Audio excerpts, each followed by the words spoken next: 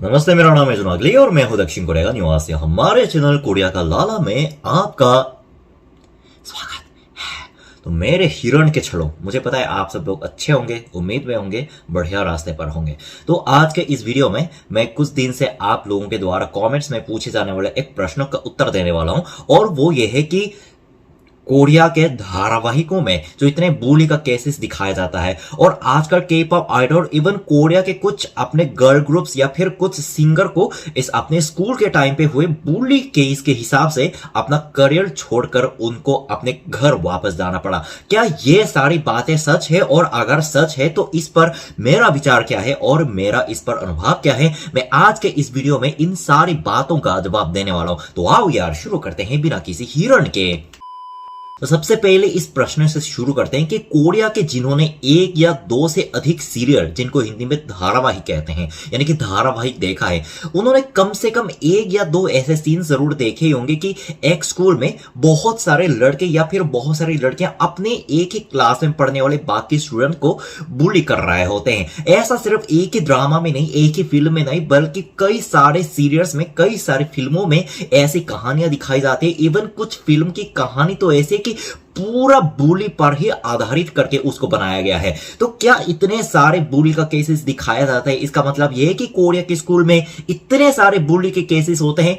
तो कोरिया में 15 साल अपना स्कूल टाइम बिताने वाले एक छात्र के मद्देनजर से कहूं तो हाँ, सही है। मतलब कोरियन ड्रामा में दिखाए गए, मुझे लगता है कि ये एकमात्र सच बात है जो कोरियन ड्रामा में सही रूप से दिखाया गया है। इवन देखो, मैंने कोरिया के elementary school, middle school, high school, तीनों स्कूल में पढ़ा है। हाई स्कूल में तो ऐसा कुछ खास केसेस सामने नहीं आया। हाँ, बच्चों में लड़ाई झगड़ा जरूर होती थी, लेकिन ऐसे लड़ाई झगड़ा खून खोलने वाले बच्चों के बीच में हर देशों के स्कूल में होता है, तो ये कुछ खास बात नहीं। लेकिन बुली करना, यानी एक ग्रुप के स्टूडेंट बाकी एक या फिर दो अपने से कमजोर स्टूडेंट को, जो कि अपनी क्लास में या फिर अपने स्कूल में पढ़ते हैं, उनको जानबूझकर लंबे समय तक परेशान करना, जिसको अंग्रेजी में बुली कहते हैं, ऐसा जो केसेस होता है ना, मेरे अनुभव के हिसाब से, मैं अपने अनुभव की बात कर रहा हूं, मिडिल स्कूल में सबसे ज्यादा होता है, जो कि प्राइमरी स्कूल और हाई स्कूल के बीच का समय सीमा होता है।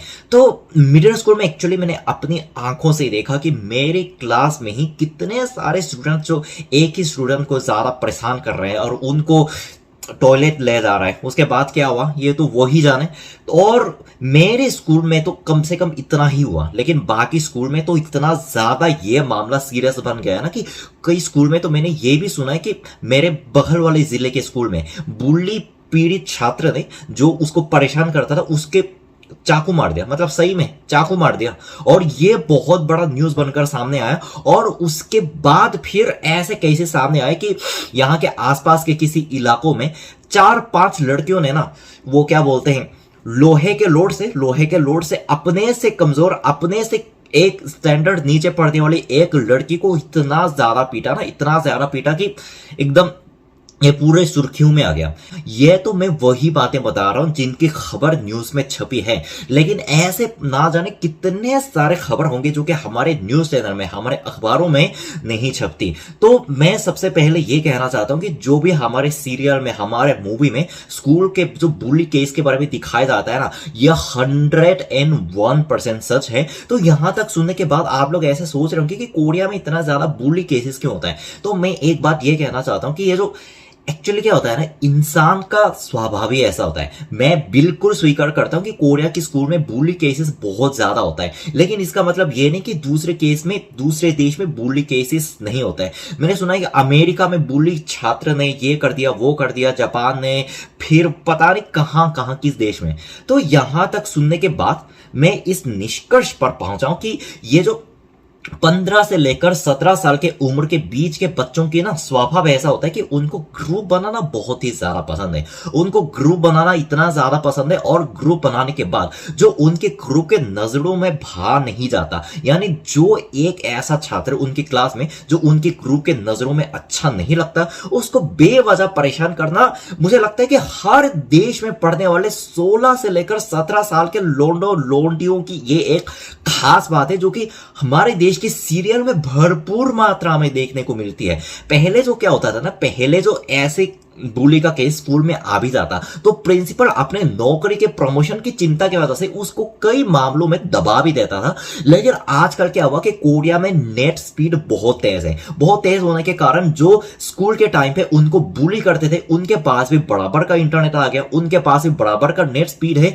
और कोरिया में क्या होता है ना कि इंटरनेट पर अपने नाम का ज्ञापन करते हुए, यानी कि अपने नाम को गोपन रखते हुए किसी के राज को खोलने वाली बात, ये बहुत ही ज्यादा आसान है। अगर स्कूल के टाइम पे किसी ने मेरे को बुली किया, किसी ने मेरे को मारा या फिर किसी ने मेरे को परेशान किया और वो आज शायद कोरिया के किसी सिंगर के रूप में या फिर आइडल के रूप में या फिर जाने माने प्रतिष्ठित का रूप में काम कर रहा है, तो अपने नाम को गोपन रखकर इंटरनेट कम्युनिटी पर उसकी सारी सच्चाई खोलना यह हमारे लोगों के लिए दाएं हाथ के भी खेल नहीं है।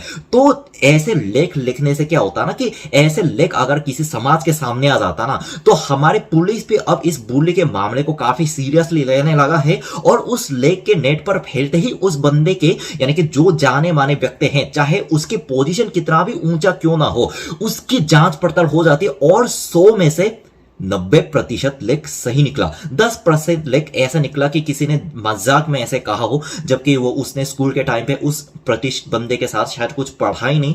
लेकिन 100 में से 90% का मामला ऐसे निकला जो कि सच है। इसका मतलब यह है कि यहाँ के स्कूल में ना बुली का केस काफी कॉमन है जिसको हम नजरअंदाज नहीं कर सकते।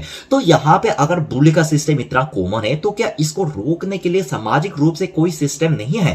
तो मैं बोलता हूं है, अरे जरूर है, लेकिन वो सिस्टम कई बार इतने बेवकूफ तरीके से काम करता है ना, मेरे को समझ में नहीं आ रहा कि इसको बनाया किसने है और इसको रखा किन छात्रों के लिए गया है। वैसे मेरे मिडिल स्कूल के टाइम पे मेरे को याद है कि हमारे स्कूल में ना बुली को रोकने के लिए एक एकदम चूतिया सा खेल चला और वो यह है कि सबके मतलब क्लास में ना एक 30 से ज्यादा बच्चे एक साथ पढ़ते हैं, 30 से ज्यादा बच्चे एक साथ पढ़ते हैं और उनको रोकने का बताइए उनका सो कॉल्ड तरीका क्या था। एक का हाथ उठवाकर, अच्छा तुम्हारे साथ अगर कोई बुली का केसेस हुआ है तो प्लीज बता दो, तुम्हारा सारा राज ही रहेगा।